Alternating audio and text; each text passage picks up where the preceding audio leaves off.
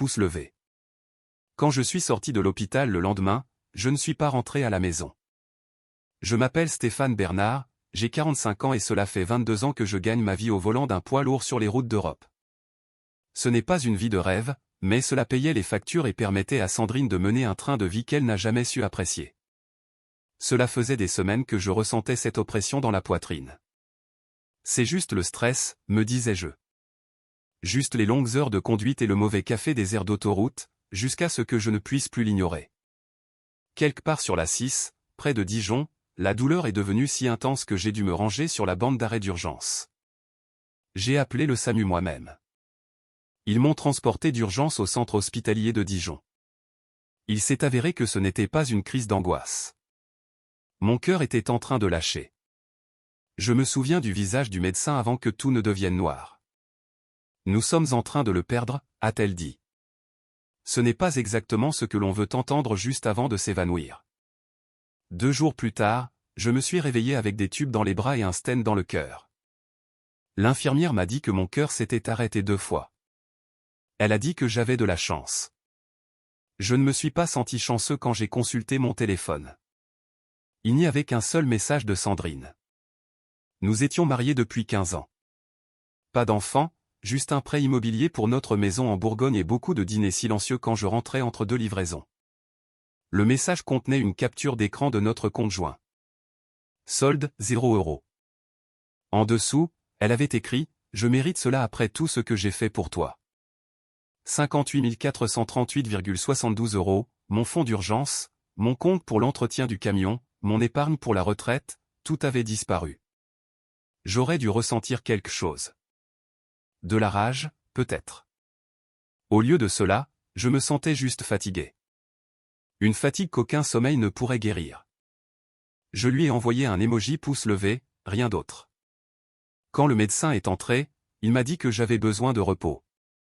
Éviter le stress, pas de conduite pendant au moins 6 semaines. Il m'a demandé si quelqu'un venait me chercher le lendemain. Oui, ai-je menti.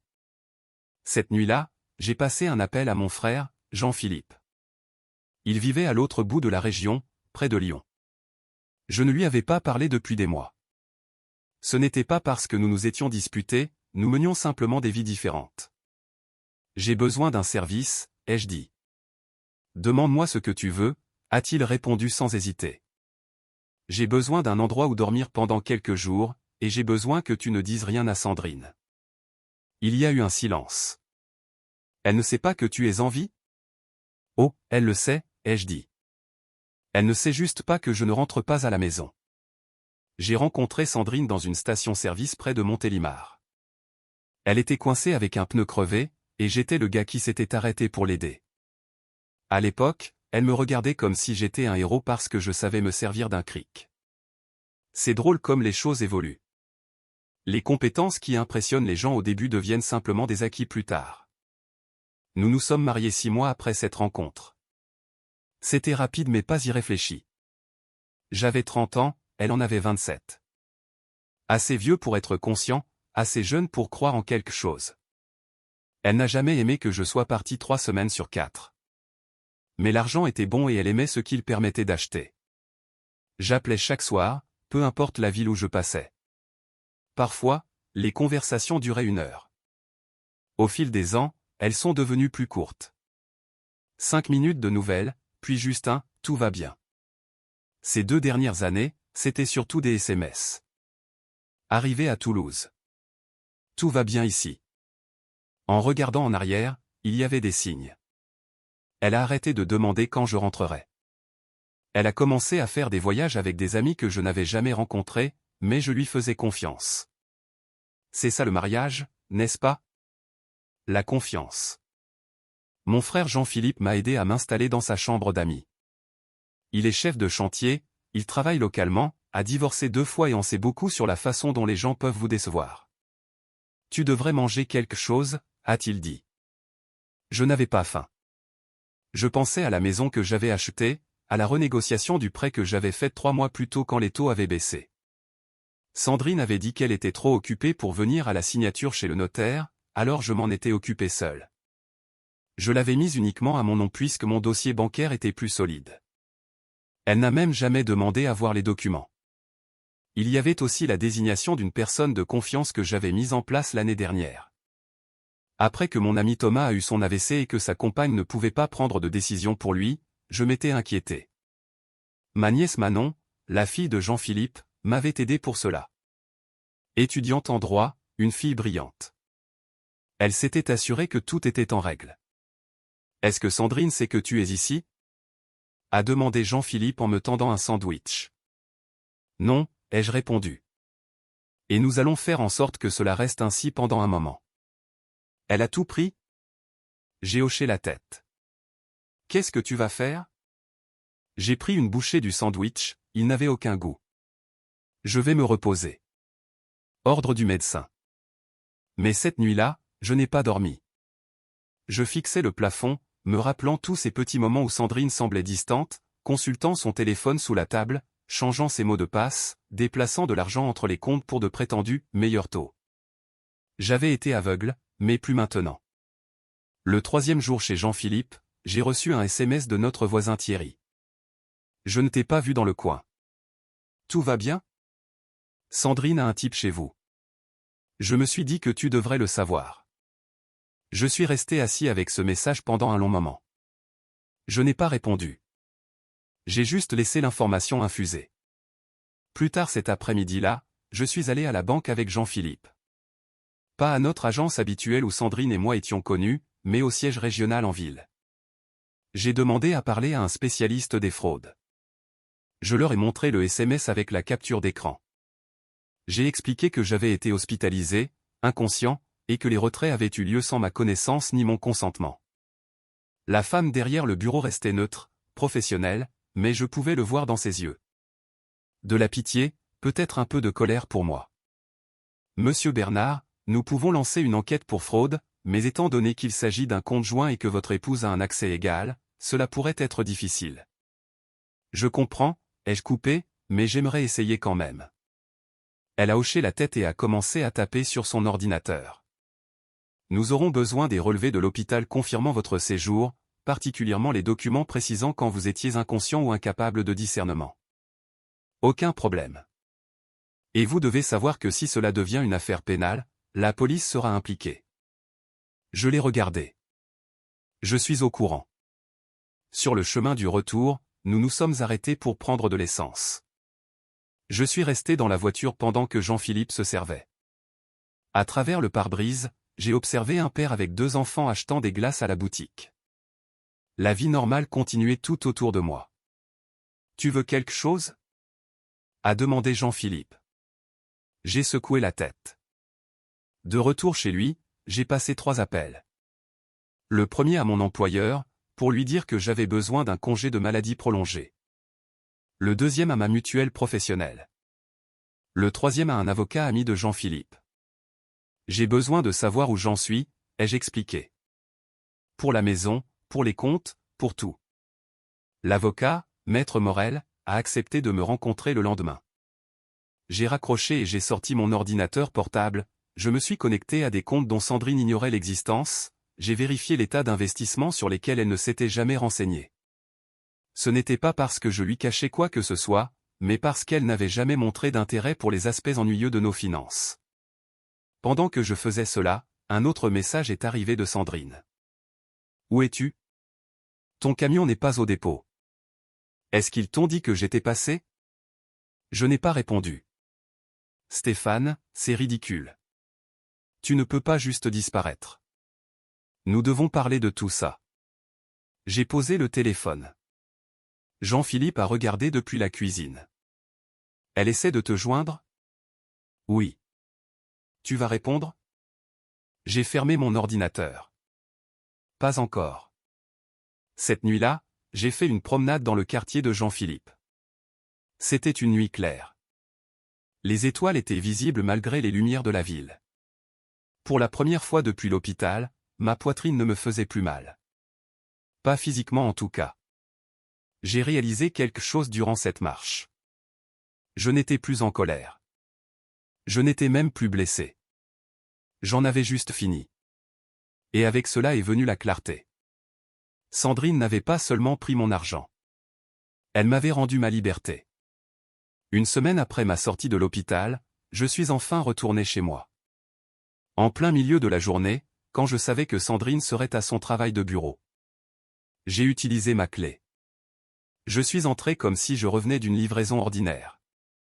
La maison sentait différemment. Un parfum qui n'était pas le mien.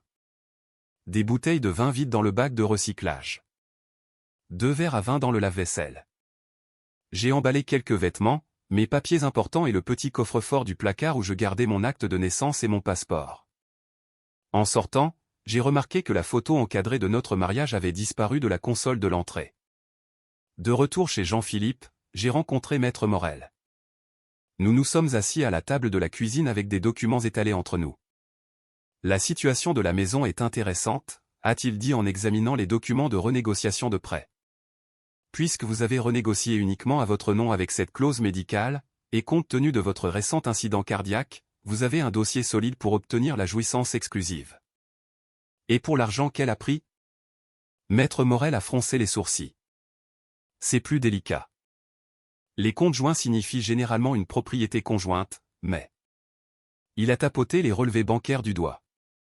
Le fait qu'elle ait tout vidé alors que vous étiez médicalement incapable pourrait constituer un abus de faiblesse ou une spoliation, d'autant plus que vous avez des preuves que ces fonds provenaient principalement de vos revenus.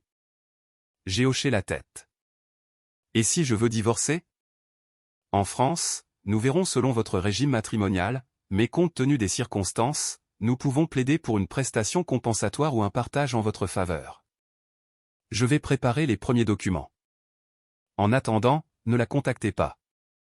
Ne répondez pas si elle vous sollicite. Tout passera par moi désormais. Le lendemain, Sandrine s'est présentée chez Jean-Philippe. J'étais seul, mon frère était au travail. J'ai entendu sa voiture arriver, mais je n'ai pas regardé par la fenêtre. La sonnette a retenti 3 fois avant qu'elle ne commence à frapper. Je sais que tu es là, Stéphane. Ta voiture est garée plus bas dans la rue. Sa voix était étouffée par la porte. Tu ne peux pas te cacher éternellement. Nous devons parler. Je suis resté parfaitement immobile dans le salon, comme un enfant jouant à cache-cache. Finalement, les coups ont cessé. Je pensais qu'elle était partie jusqu'à ce que mon téléphone vibre. Je suis désolé pour l'argent. J'étais en colère. Tu es distant depuis des mois. Je pensais que tu me trompais. J'ai découvert pour la maison et j'ai paniqué. On peut s'arranger. S'il te plaît, parle-moi. C'était la première fois qu'elle m'accusait d'infidélité. C'était sans doute un transfert de sa propre culpabilité. J'ai retourné le téléphone face contre table sans répondre. Le lendemain, Maître Morel m'a appelé avec des nouvelles. Sandrine m'a contacté. Elle a engagé Maître Patricia Vallet. Maître Vallet était l'une des avocates les plus agressives de la région, connue pour ne rien lâcher, maison, compte d'épargne, futurs revenus. Qu'est-ce que cela signifie pour nous? Ai-je demandé. Cela signifie qu'elle ne plaisante pas. Vallet prétend déjà que votre départ après l'hospitalisation constitue un abandon du domicile conjugal. Elle vous dépeint comme instable, disant que vous avez disparu sans explication et que vous refusez toute communication. J'ai poussé un long soupir. Alors, on fait quoi maintenant? Maintenant, on prend les devants. J'ai déposé une requête en urgence concernant les fonds qu'elle a retirés. Le juge s'est déjà saisi de dossiers similaires, il voit d'un très mauvais œil le fait de profiter d'une situation médicale. Après avoir raccroché, j'ai fixé le mur pendant un long moment. Puis j'ai passé un autre appel à ma nièce Manon. J'avais besoin de son aide pour quelque chose de spécifique. Ce soir-là, je suis passé devant notre maison. La voiture de Sandrine était dans l'allée à côté d'une Audi noire que je ne reconnaissais pas. J'ai fait une fois le tour du pâté de maison, puis je suis retourné chez Jean-Philippe. Dans l'allée, j'ai reçu un SMS d'un numéro inconnu. Ici Maître Vallet. Je représente Sandrine Bernard. Toute surveillance continue de ma cliente sera documentée comme du harcèlement. Toute communication doit passer par les voies légales. Il me surveillait. Je les surveillais. Et maintenant, les gants étaient retirés. 2 semaines après ce premier rendez-vous avec Maître Morel, nous étions au tribunal pour l'audience d'urgence concernant les fonds retirés. Sandrine était là avec Maître Vallet, toutes deux vêtues de tailleur strict. Je portais la seule cravate que je possédais, celle que je gardais dans mon camion pour les enterrements imprévus sur la route. Le juge était un homme âgé avec des cheveux blancs et des lunettes de lecture posées sur le bout de son nez. Il a examiné les dossiers sans expression, levant occasionnellement les yeux vers Sandrine, puis vers moi. « Maître Vallet, dit-il enfin, votre cliente a retiré l'intégralité des comptes joints alors que M. Bernard était hospitalisé pour un incident cardiaque vital. Est-ce exact ?» Vallet s'est levé. « Monsieur le juge, ma cliente avait tout à fait le droit d'accéder à ces fonds communs. De plus, M. Bernard avait récemment renégocié le prêt de leur domicile conjugal uniquement à son nom sans en informer mon épouse, ce que nous considérons comme le premier acte de tromperie financière. » Le juge a retiré ses lunettes. « Je ne vous interroge pas sur la maison pour le moment, maître. Je vous interroge sur le moment du retrait. Votre cliente savait-elle que M. Bernard était à l'hôpital quand elle a pris l'argent ?» Sandrine s'est penchée pour murmurer quelque chose à Vallet. Vallet s'est raclé la gorge. « Oui, monsieur le juge, mais ma cliente était dans une détresse émotionnelle extrême, croyant que son mariage prenait fin. Elle a agi pour se protéger financièrement. » Le juge a remis ses lunettes. Être inconscient à cause d'une crise cardiaque semble être un moment peu probable pour mettre fin à un mariage. Il a brassé quelques papiers. J'ordonne le gel des fonds en attendant la suite de la procédure. Aucune des parties ne peut toucher à cet argent jusqu'à ce que la propriété soit déterminée dans le règlement du divorce. Ce n'était pas une victoire totale, mais cela empêchait Sandrine de dépenser un centime de plus. Alors que nous quittions la salle d'audience, Sandrine a essayé de m'approcher. Vallet l'a retenue par le bras, mais pas avant que Sandrine ne dise « Stéphane, s'il te plaît. Il y a tellement de choses que tu ne comprends pas. » Je suis passé devant elle sans un regard. Dehors, Maître Morel était satisfait. Ce n'est que le début. Maintenant, nous commençons la phase de communication des pièces. La communication des pièces. C'est le moment où toutes les cartes sont posées sur la table. Une semaine plus tard, Maître Morel m'a appelé à son cabinet. Quand je suis arrivé, il avait un dossier qui m'attendait. « Nous avons trouvé quelque chose », a-t-il dit en faisant glisser le dossier sur le bureau. À l'intérieur se trouvait un relevé bancaire d'un compte que je ne connaissais pas. Le nom de Sandrine y figurait. Le solde était de 127 340,56 €. D'où vient cet argent ? Ai-je demandé. Votre nièce l'a trouvé. Le stage de Manon à la Banque Centrale lui a permis d'avoir quelques pistes. Ce compte a été ouvert il y a 18 mois. Des dépôts réguliers, toujours juste en dessous de 10 000 €. Juste sous le seuil de déclaration automatique. C'est un signe classique de dissimulation d'argent. Il y a plus, a ajouté Maître Morel. Les dépôts correspondent à votre planning de livraison longue distance. Quand vous partez, l'argent rentre. Je me suis adossé à mon siège. Elle planifie cela depuis 1 an et demi. Maître Morel a secoué la tête. Je ne pense pas qu'elle prévoyait de vous quitter, Stéphane. Je pense qu'elle se préparait au cas où vous la quitteriez. Pourquoi l'aurais-je quittée ? Je me tuais au travail pour nous deux. C'est alors que Maître Morel a fait glisser une autre feuille, un relevé de carte de crédit avec une note d'hôtel à Paris. Date, il y a 3 mois. J'étais à Marseille cette semaine-là. Le nom sur la réservation était Thierry Jensen. Thierry, notre voisin, celui qui m'avait envoyé le SMS sur le type chez moi. Le visage de Morel était sombre. Nous pensons que Thierry est impliqué avec Sandrine depuis un certain temps. Il créait une fausse piste pour vous rendre suspect pendant qu'ils étaient ensemble. La trahison n'était pas seulement celle de Sandrine. C'était coordonné, planifié. Thierry jouant le voisin inquiet tout en couchant avec ma femme. Sandrine vidant nos comptes alors que je luttais pour ma vie. Je me suis levé. Quel est notre prochain mouvement ? Maître Morel a souri pour la première fois de la journée. C'est à vous de décider, mais si j'étais à votre place, je ferais en sorte qu'ils regrettent tous les deux d'avoir un jour pensé qu'ils pourraient s'en sortir comme ça. J'ai passé le mois suivant chez Jean-Philippe, récupérant physiquement pendant que Maître Morel construisait notre dossier. Nous avions une stratégie maintenant. Tout documenté.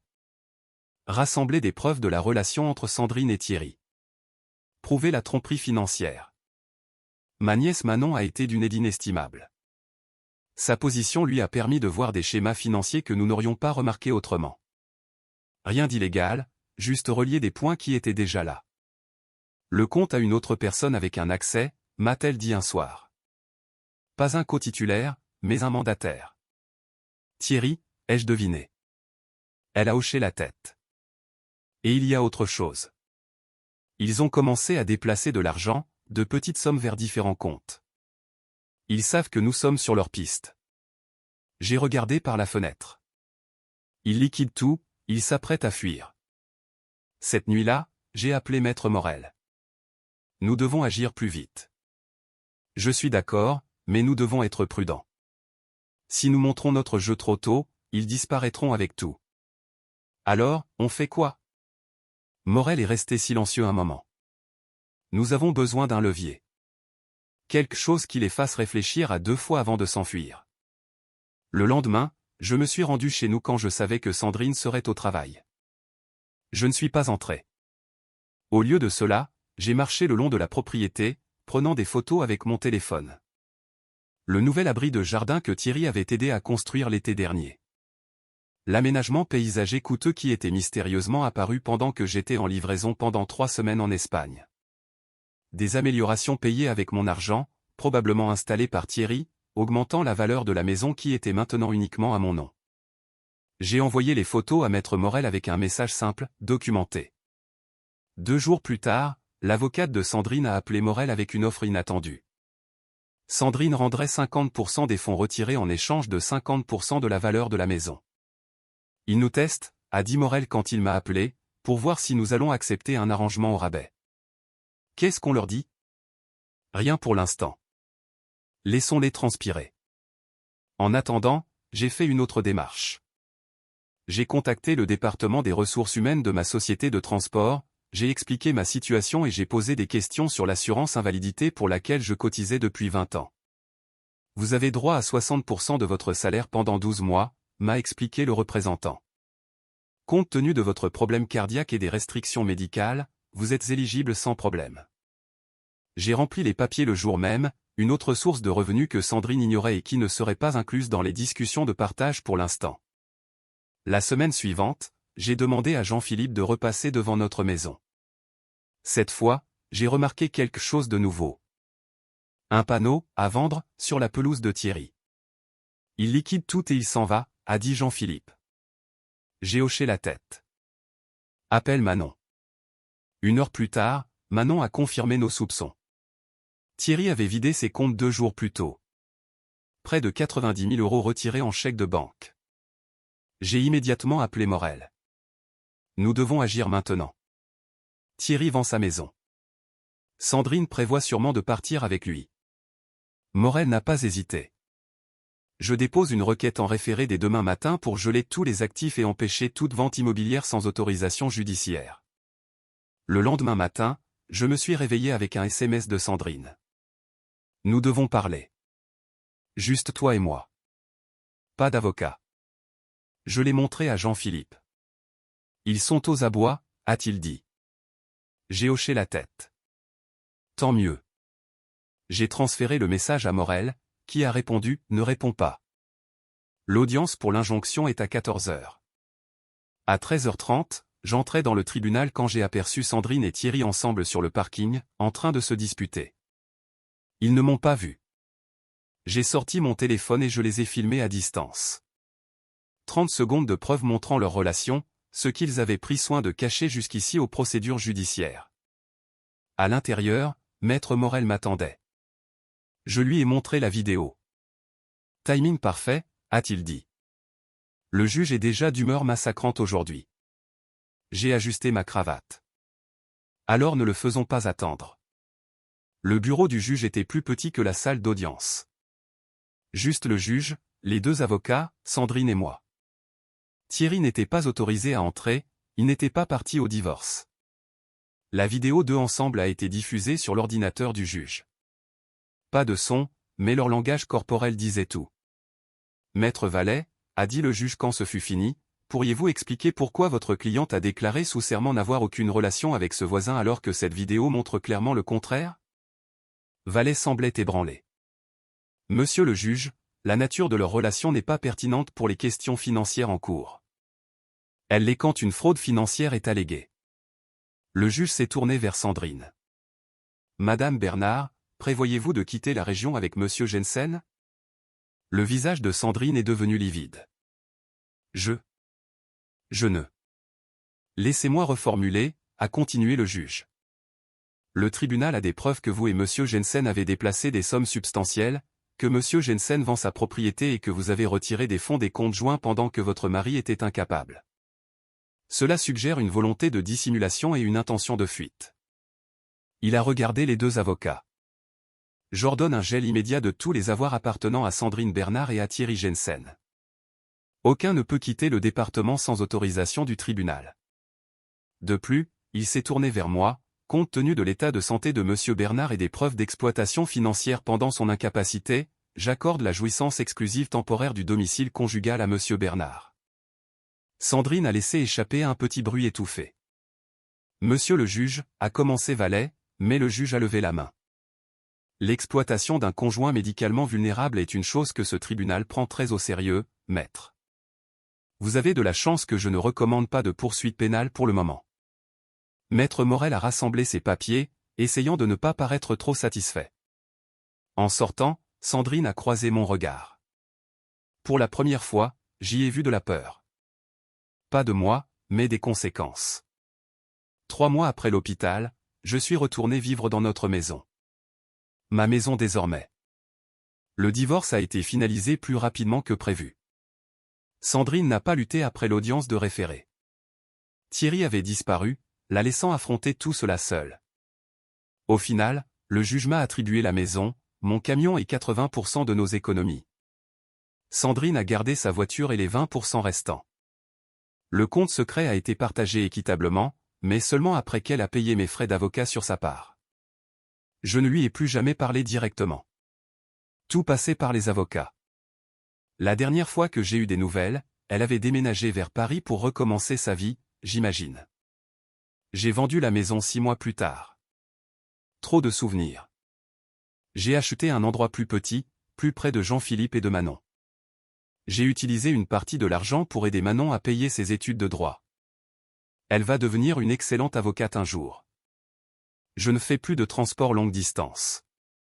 Mon cœur ne peut plus supporter le stress, selon le médecin. J'ai trouvé du travail comme répartiteur à la place. Je rentre chez moi chaque soir. C'est plus calme que la route, mais la stabilité a du bon. Parfois, les gens me demandent si je suis en colère pour ce qui s'est passé. Je ne le suis pas. Plus maintenant. On ne peut pas contrôler ce que les autres font, seulement la façon dont on y répond. Sandrine pensait qu'elle me prenait tout ce jour-là à l'hôpital. Au lieu de cela, elle m'a forcé à me battre pour moi-même comme je ne l'avais jamais fait auparavant. La semaine dernière, en rangeant de vieux cartons, j'ai trouvé notre album de mariage. J'ai pensé à le jeter, mais je ne l'ai pas fait, je l'ai juste remis dans le carton. Cela fait partie de mon histoire maintenant. Ce n'est pas la fin, juste un chapitre. La crise cardiaque a failli me tuer. La trahison a failli me briser. Mais je suis toujours là. Changé, peut-être plus fort, avec certainement des leçons apprises à la dure. On perd certaines personnes pour de bonnes raisons. Et parfois, la vie que l'on reconstruit est bien meilleure que celle que l'on a perdue.